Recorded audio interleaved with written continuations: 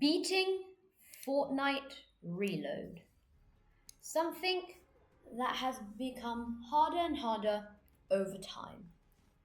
Well, ladies and gentlemen, beautiful viewers of the Green Mamba YouTube channel, today I will be showing you the best ways and so many tips and tricks to win at Fortnite Reload, the sweatiest game mode.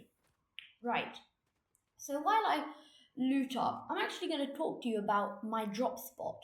Now, as you know, there are so many maps in Reload, and each of them will have a different best drop spot. I'll go over those more in detail maybe in a short, but for now, I'm just going to talk about the Oasis map as that's what I'm playing on. Right, so in general, your drop spot should prioritize for loot and materials. So for me, on the Oasis, I am never not going to go to Adobe Abodes. I'm always going Adobe Abodes. And that is because it is the POI with the most chests on the map. And for that reason, there are high chance for these things to spawn, llamas, mythic chests, and just in general, there is so much loot there to start off your game off. I mean, look at me, already got a Morphite Scar and a Morphite Pump, just like the two base, like ideal things you want in your game. You want a good assault rifle and a trustworthy shotgun. So, and that is basically already what I have. Now, if that's more if you're a loot player, if you don't really care about rarities and stuff, and you more just want materials ASAP, then either you go somewhere like, I don't know, first thing that comes to my mind is Dusty Docks in the OG map because it just has so much metal. But I would also say just generally going hot drop, because if you go hot drop, then, and if you're more of a max guy, you're probably pretty good at Fortnite yourself. So going hot drop shouldn't be a problem for you, and you can just kill people and take their mats, which I actually find is much more efficient than farming. So that's often what I do. Now, one unique thing which you probably may not know about drop spots is I like them being on a hill. Now, as you saw mine at Adobe Abodes, it is technically on a hill, but the main reason for this is just because then it A gives you a nice start for high ground, B can give you an amazing vantage point over other people. That's how I already have 3 kills in the space of, well, how long has this been? Like 3 minutes. And there's my fourth, and my fifth about to come. So, and also it just helps you slide and move around the map generally faster to get out of your POI. Because as you saw, bro, I started immediately. Morphite Scar, Morphite Pub. That's all I need. I can just dip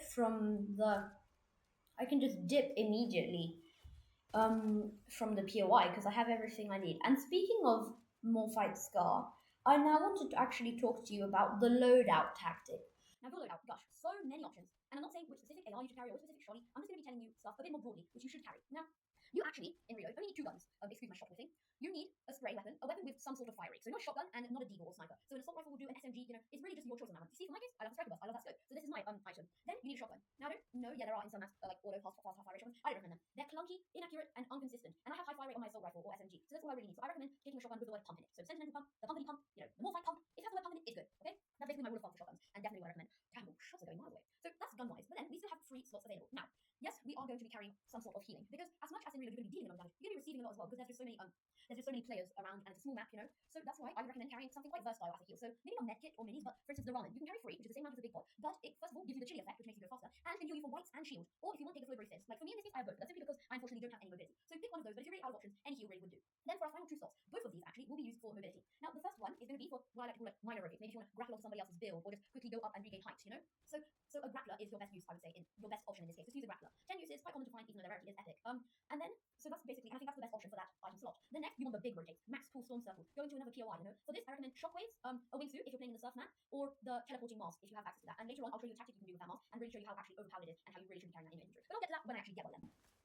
Okay, now next off, this is an interesting tactic here. It's not actually got anything to do with your gameplay, but it will affect it. Skill-based matchmaking. Now, for those of you who don't know what that is basically how the game will decide what lobby you're put into. Whether it's, I don't know, amazing players, buns players, new players, players that never get off the game. It's kind of decided based on your average K to D, how long you normally survive, your level, and stuff like that. But there is actually kind of a tactic. It's like ish, but it works more um in reload than in battle royale. So that's kind of why I want to bring it up now. It's that if you, let's say, I don't know, you're playing Fortnite, you've had a good session, you're 2 hour grind, you hop off for the night, you wake up, you're like skill based matchmaking, and your rank and like level in a way will reset. Like your lobby will have more bots than it normally will on your first game in a while, we can say. And by a while I just mean like a 24-hour period. So yeah, so if you just hop off for the night, wake up, your first game will be easier than your normal games would. So I recommend use if you're going to use these tactics, use them in your first game because that is the most important and that's where every move counts for a victory royale. Okay, so that's that tactic.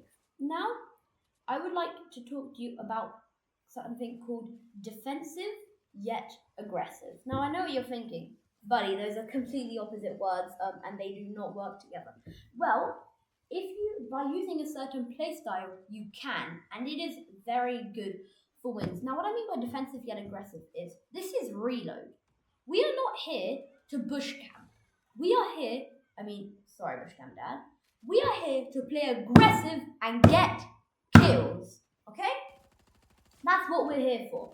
We're here for 20 bombs, We're not here for, what the hell? Like, oh, this kid is walking like an NPC, okay? Like, look, 12 kills now, okay? So what I'm saying is we want to play aggressive, but we also don't want to be reckless with our reboots. So the main point I'm trying to deliver here is use your mats. This does not apply when you're playing zero build, I know that. But when you're playing build, guys, use them, Like, I'm not even that good at using them. I guess I just keep on getting refreshes on mats. But you need to, like, build. Like, if you're low on health, like, look at me, 80. I'm building, I'm not taking any chances, right?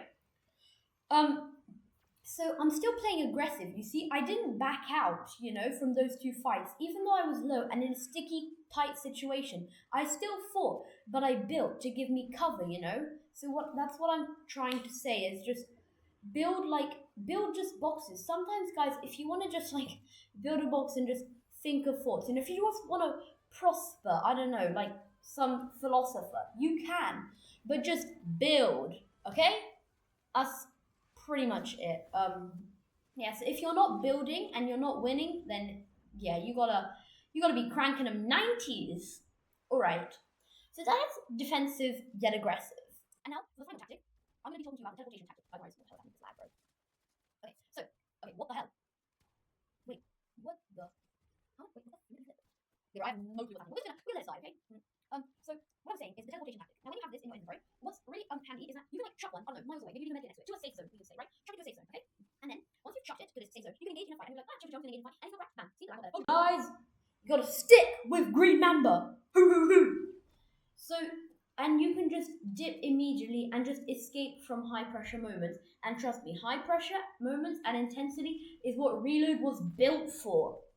So, like, I'm going to show you later on a bit, and by later on I mean like in a couple seconds, how this mask is just so OP. It's literally your ticket to 5 more lives, You're low, we tried to hit him for 47 on my head. It's crazy how we didn't do over 100, but like, I'm going to show you later on a bit, and by later on in a couple seconds, how this mask is just so OP. It's literally your ticket to 5 more lives, You're low, you just, tried to hit him for 47 on my head. It's crazy how we didn't do over 100, but so what I like throw it, fight, dip if you're low. Because then you have like no risk time reward. I mean, you're gonna kill the guy. Or you just escape, heal up, and do the same tactic and go right back to it. So if you like continue watching, you'll see how actually advantage. And also, it can also work as your big movement thing. So have it here. I put behind the bush, I'm building a lot, which gives me just the right amount of time to travel TP, so I can just escape. And travel TP, I escape. Got time to heal? Yes, I do. So that is why that is actually so just simply overpowered, And that's why it has to be, it's gonna be the meta. I'm putting it out there, guys. The TP mask is the meta. I would love to see if the pros disagree or if they do agree, but for the casuals like me, guys, this is the meta. So, oh my